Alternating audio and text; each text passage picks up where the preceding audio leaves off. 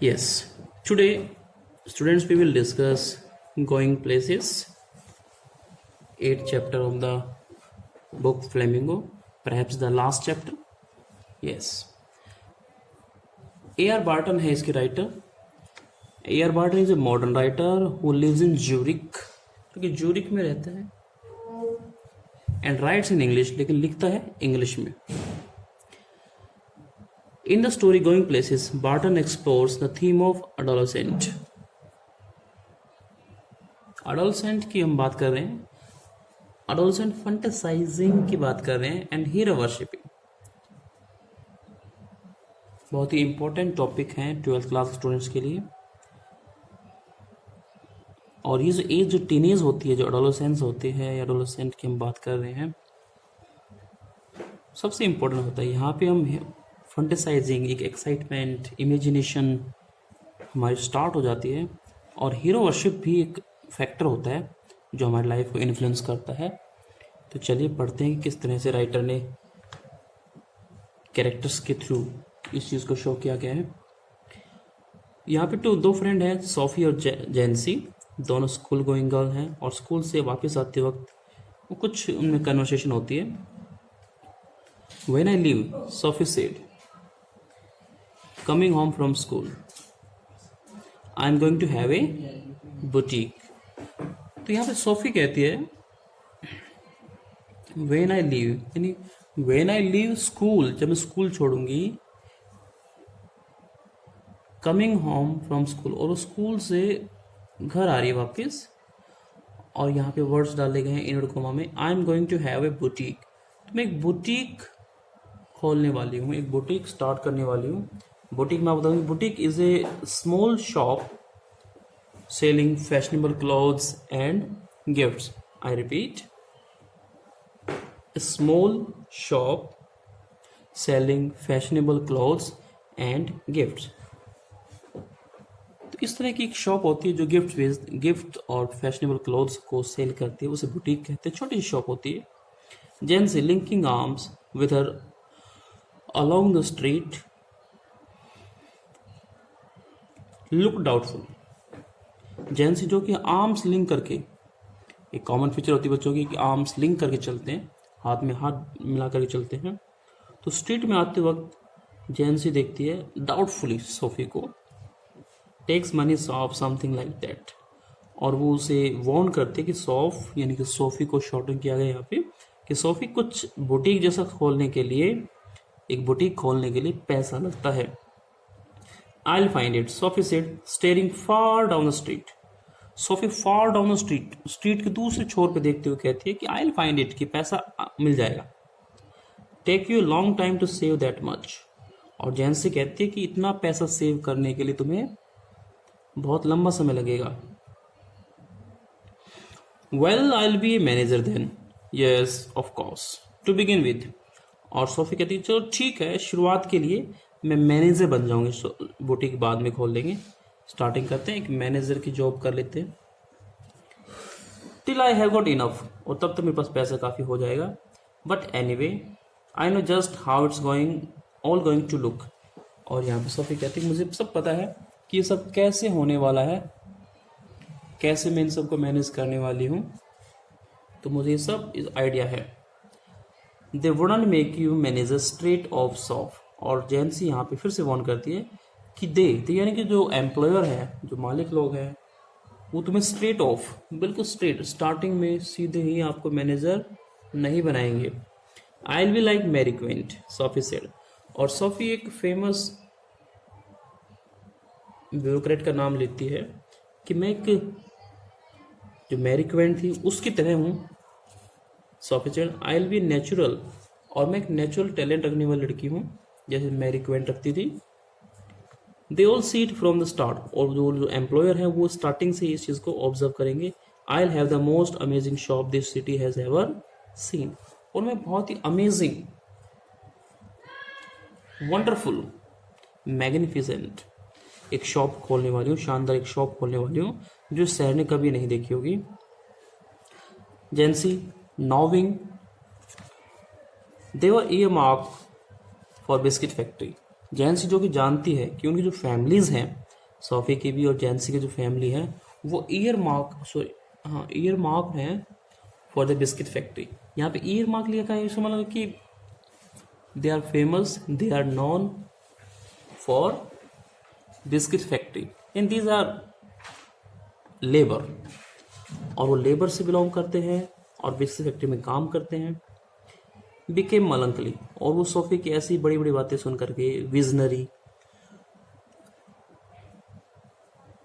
And imaginary जो बातें हैं उसकी, उन्हें सुनकर थोड़ा सा मलंकली फील करती है। मलंकली होता है सैड फीलिंग,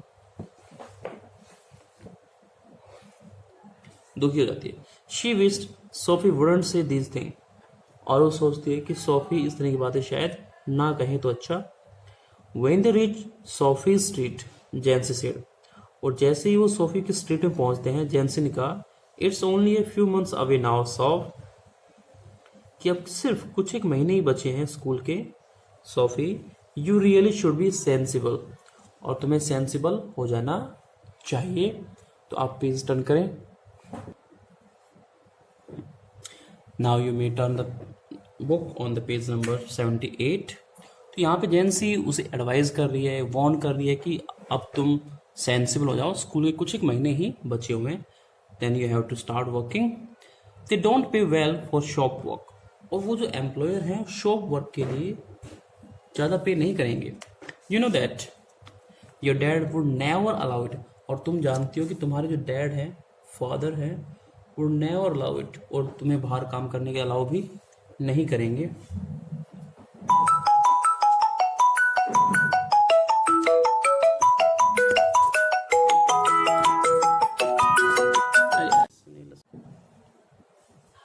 तो यहाँ हमने देखा कि जो जैंसी और सोफी को समझाती है कि शॉप वर्क के ज़्यादा पे नहीं किया जाता, और उसके फादर जो कि कंजर्वेटिव है इंसान, वो उसे अलाउ भी नहीं करेंगे। तो यहाँ सोफी अपना इमेजिनेशन को थोड़ा चेंज करती है, कहती है और एन एक्ट्रेस, कि ठीक है मैं एक एक्ट्रेस बन जाती हूँ।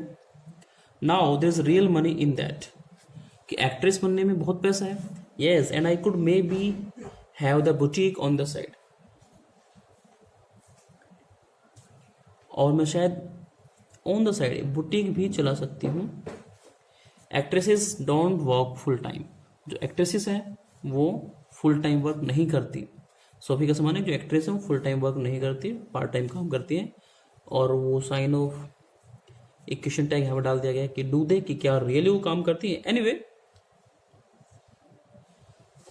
दैट, और फैशन डिजाइनर, कि ठीक है अगर एक्ट्रेस नहीं तो फैशन डिजाइनर बन जाऊंगी। You know something A bit sophisticated, क्योंकि जो फैशन डिजाइनर है वो आज थोड़ा सा सोफिस्टिकेटेड है, सिविलाइज्ड लगता है कहना और बनना भी।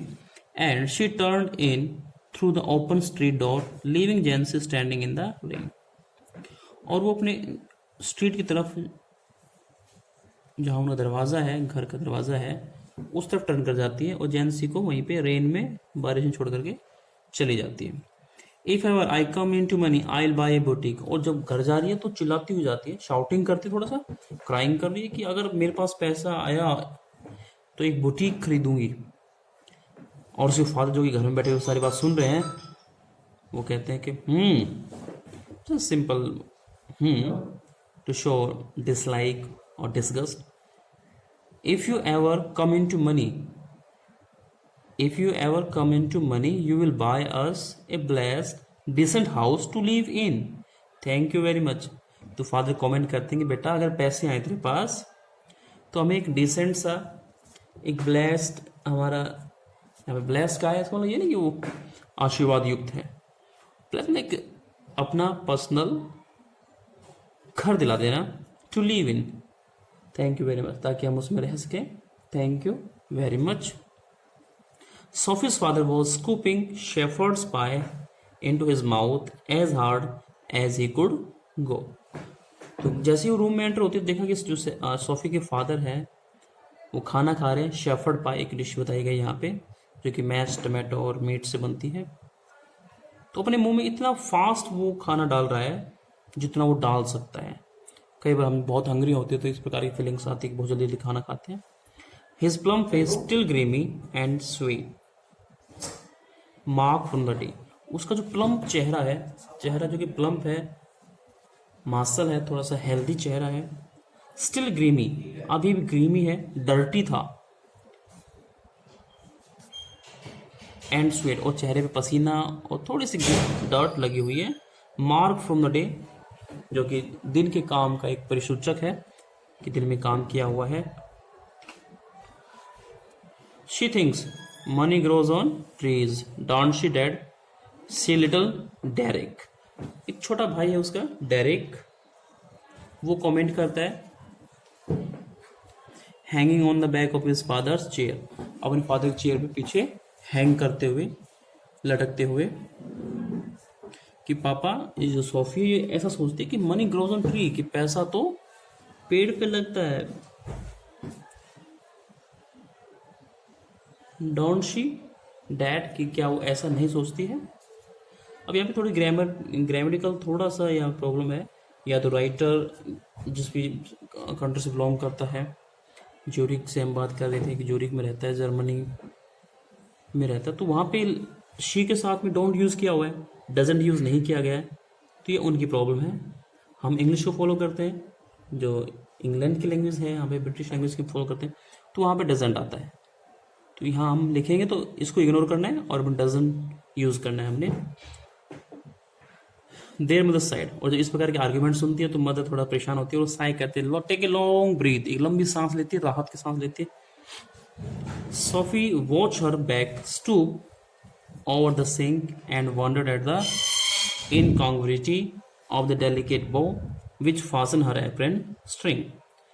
यहाँ पे सोफी देखती है कि उसकी जो मदर की बैक है वो स्टूप्ड है, बेंट है, थोड़ी झुकी हुई है,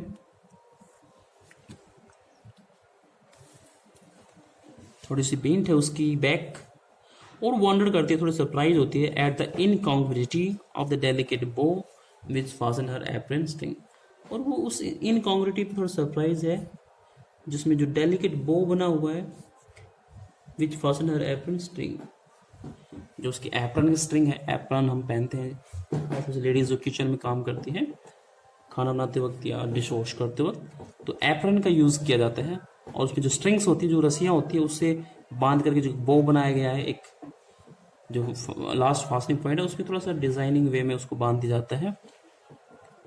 इन दोनों की इनकॉन्ग्रुइटी, मैचलेसनेस, असहसंबंधता, कोई संबंध ना होना, उसमें थोड़ा सा हैरान होती है। The delicate seeming bow and the crook back, की इतना डेलिकेट सीमिंग बो है और बैक क्रुक्ड है, बेंट है, झुकी हुई है। The evening had already blacked in the windows, and the small room was steamy from the stove and cluttered with the heavy breathing man in his waist at the table and the dirty washing piled up in the corner. तो ये Sophie की जिस भी rented room में वो रहते हैं, किराए कमरों में रहते हैं, उनकी कंडीशन है कि पहले से रोशनी वहाँ पे जा चुकी है, ब्लैक एंड हो चुका है, बाहर का जो अंधेरा विंडो से अंदर आ रहा है। स्मॉल रूम है, वो भी स्टीमी है, उसमें भाप सी हो रखी है, स्टीमी है वो। फ्रॉम द स्टोव एंड क्लट, जो स्टोव चल रहा है, खाना बनाया जा रहा है सेम प्लेस पे, no separate kitchen is there, और थोड़ी क्लैटरिंग साउंड है, with a heavy breathing man in his waist at the table, table के ऊपर एक हैवी ब्रीदिंग मैन, तेजी से सांस लेता हुआ, भारी भरकम शरीर वाला व्यक्ति ब्रीदिंग करता हुआ, और जो डर्टी वॉशिंग है, जो गंदी वॉश चीज़ें पड़ी हैं वॉश करने के लिए, वो पाइल अप, ढेर लगे हुए हैं इन द कॉर्नर, एक कोने में। Sophie felt tightening in her throat, she went to look for her brother Job. Sophie को थोड़ा सा टाइटनिंग फील हुई अपने थ्रॉट में, गले में थोड़ा सा टाइट गला महसूस कर रही है, and she went to look for her brother, और वो अपने ब्रदर को देखने के लिए जाती है, जॉफ उसके बड़े भैया हैं। He was kneeling on the floor in the next room, tinkering with a part of his motorcycle over some newspaper spread on the carpet. और जॉफ की पोजीशन इस तरह से है कि he was kneeling on, कि घुटने के बल वो बैठा हुआ है। In the next room, tinkering with a part of his motorcycle, और अपनी मोटरसाइकिल के एक पार्ट से टिंकरिंग कर रहा है, खटखट करने, उसको किस तरह से साउंड प्रोड्यूस कर रहा है।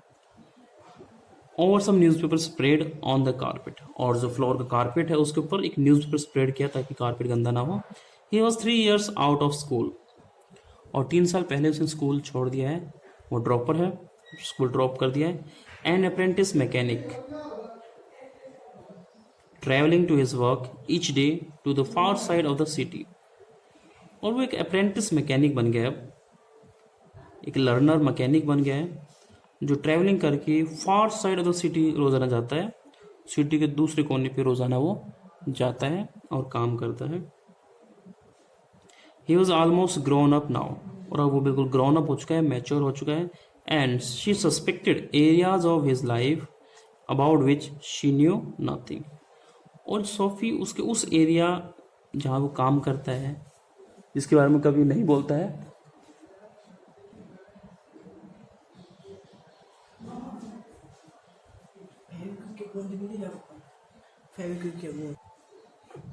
ओके, तो ग्राउंड अप हो चुका है, और वो उन एरिया पे सस्पेक्ट करती है सोफी जिनके बारे में वो कुछ नहीं बोलता, जिसके बारे में सोफी कुछ नहीं जानती। About which he never spoke, उन एरिया के बारे में जिसके बारे में जॉफ कुछ बात नहीं करता। ही से लिटल एट ऑल, और वो बहुत कम बोलता है, यानी ही वॉज रिजर्व, बोलने में थोड़ा रेटिसेंट है, रिजर्व है, कम बोलता है। एवर वॉलंटरीली, और खासतौर से वॉलंटरीली कभी नहीं बोलता, विलिंगली नहीं बोलता है। Words had to be prised out of him like stones out of the ground, और वर्ड्स उसे प्राइज आउट करने पड़ते हैं, जैसे हम प्राइज को जीतते हैं, अगर वो वर्ड बोले तो it's a kind of prize for the family members. तो यहाँ पे कंपेयर किया कि जैसे स्टोन्स को ग्राउंड को डिग करके निकालना पड़ता है, खोद के निकालना पड़ता है, वैसे उसके भी जो वर्ड्स हो उतनी ही मेहनत से निकाले जाते हैं, बहुत मुश्किल से वो बोलता है। And she was jealous of his silence, और जो सोफी है उसके साइलेंस से जेलस फील करती है, ईर्ष्या रखती है, मैलिस रखती है, द्वेष रखती है। When he wasn't speaking, it was as though he was away somewhere, और जब वो कुछ नहीं बोल रहा तो उसे लगता है कि he is somewhere else in his imagination, तो अपनी कल्पना शक्ति के आधार पर वो कहीं और ट्रैवल कर रहा है, और सोफी इस पर थोड़ा जेलस फील करती है। Out there in the world in those places she had never been, शायद वो उन जगह के बारे में सोच रहा है जहां सोफी कभी नहीं गई है। Whether they were only the outline district, कि चाहे वो आउटलाइन डिस्ट्रिक्ट ही क्यों ना हो,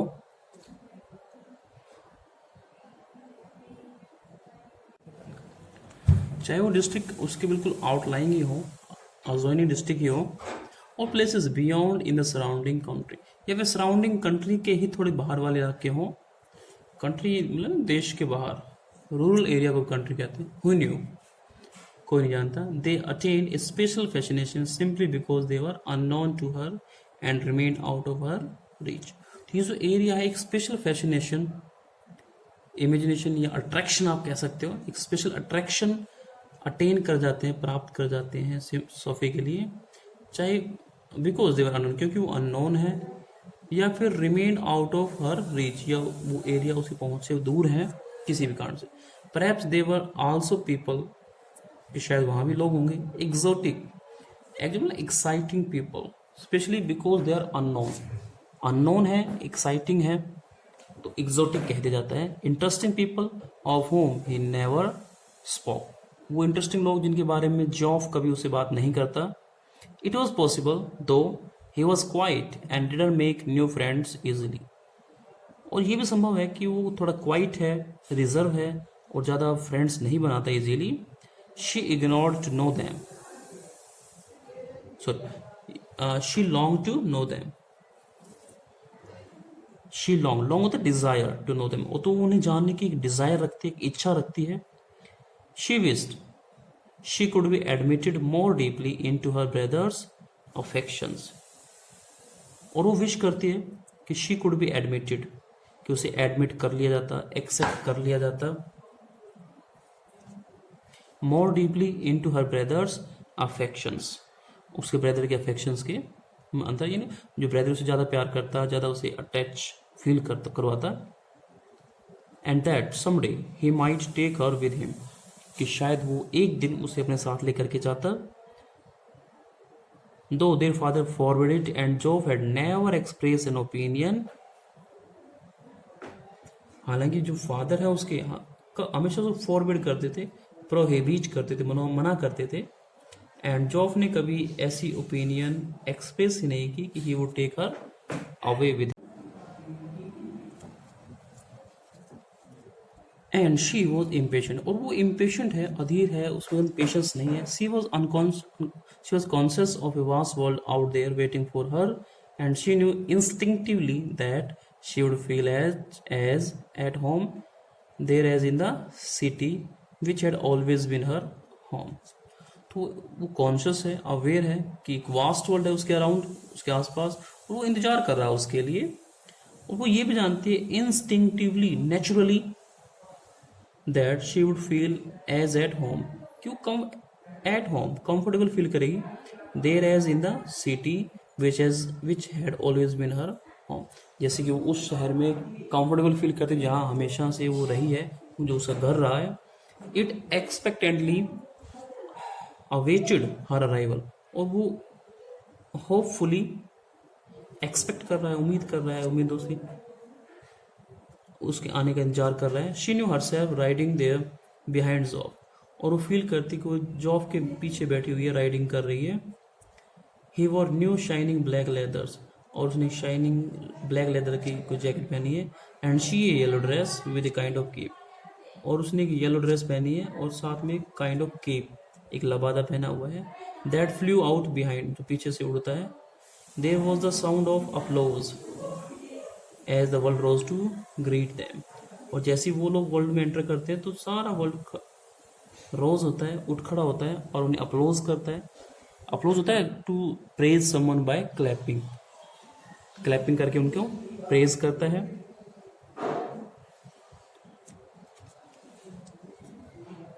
He said frowning at the oily component he cradled in his hand, और जो जॉब है वो फ्राउनिंग करता है, थोड़ा सा फ्राउन करते हुए, आंखें चढ़ाए हुए हैं, उसकी भौहें चढ़ी हुई हैं, एंग्री एक्सप्रेशन है, और उस कंपोनेंट, उस एलिमेंट को वो क्रेडल कर रहा था, जिसको खेल रहा था, जिससे in his hands as though it were a small dumb animal, जैसे कि वो कोई स्मॉल डम एनिमल हो. And he was willing it to speak, और वो चाहता था कि उसे, वो जैसे चाहता हो उस कंपोनेंट से कि वो बोले, कि वो गूंगा एनिमल है, और वो चाहता कि वो बोले. कंपेयर किया. I met Danny Casey, Sophie said, और सोफी ने जॉब से कहा कि वो डैनी केसी से मिली है.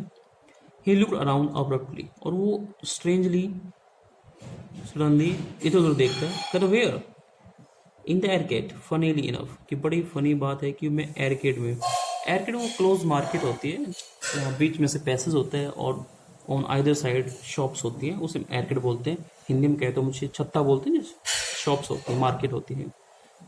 It's never true, I did too, और वो कहते हैं ये सच नहीं हो सकता. सोफी कहती है आई डिड टू, कि मैं तो उससे मिली. यू टोल्ड डैड, और कहते हैं कि आपने डैड को बताया. She shook her head, chasten at his unawareness that he was always the first to share her secrets, और वो इस बात से थोड़ा सा चेसन फील करती है, डिसलाइकिंग या हेटर्ड, या कहेंगे थोड़ा सा वो गुस्सा भी कह सकते हो, एंग्री उस फीलिंग आती है. और अपने सर हिलाया कि ये जो व्यक्ति है, जॉब है, वो हमेशा अनअवेयर रहता है इस बात से कि he was the first to share her secrets, कि वो पहला व्यक्ति है जिससे वो शेयर करती है सीक्रेट्स को. सारे सीक्रेट्स सबसे पहले वो जॉब से ही लीक करती है. I don't believe it. There I was looking at the clouds in Royce window, कि मैं रॉयस विंडो में क्लाउड्स देख रही थी. When someone came and stood beside me, तभी कोई आया और मेरे साथ खड़ा हुआ.